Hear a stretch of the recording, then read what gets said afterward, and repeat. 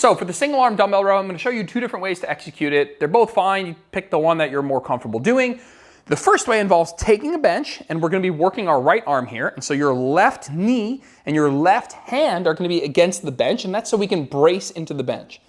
Next, what you want to do is you want to get this leg a little out of the way, and it's going to do two things for you.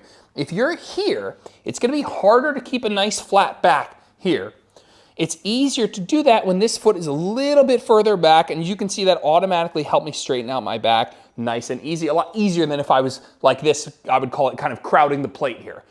The second thing that putting your foot back a little further does, it allows you to kind of pull back on an angle. You'll hear a lot of people say pull to the hip, meaning pull towards your hip on this diagonal, right? Not like this up to the shoulder, but instead like this on a diagonal towards the hip. And if my leg is here, I can't really do that because obviously elbow runs into the leg there. And so if you get this leg out of the way, it makes it a little easier to straighten out your back, keep that lower back neutral, and it also leaves room for me to pull on an angle, which is going to be really good for training the lats, which is primarily what we're trying to work here, but it works a lot of your back muscles all at the same time.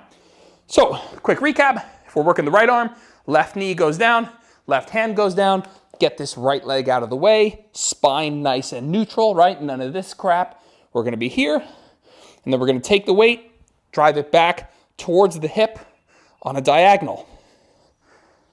Some people, in an attempt to pull towards the hip, go a little overboard with it, and it's no big deal, it happens, and they do something like this, where they're like swinging the weight back.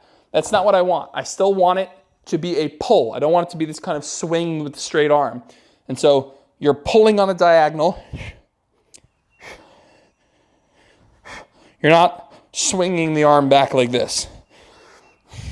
And that might take sending a form video just to have me take a look, because sometimes in an attempt to pull towards the hip, that sort of like swinging motion can happen.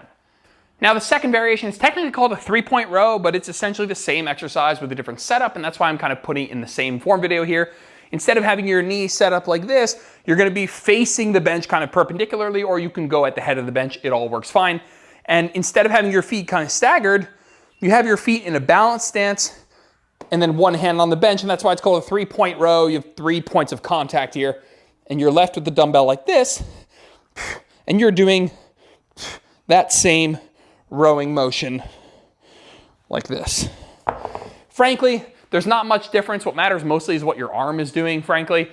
And so if you feel way more comfortable, or one of them just way more feasible in your gym, because frankly, you can do a 3-point row in different places in the gym. You could do a 3-point row by maybe grabbing the weight rack, or holding onto a machine, or on a kitchen counter at home, or a coffee table. And so a 3-point row can actually be really nice from a utility standpoint when you don't have a nice, comfortable bench to kind of brace against, but you do have any other implement roughly at this height that you can kind of put one hand against and do a row like this.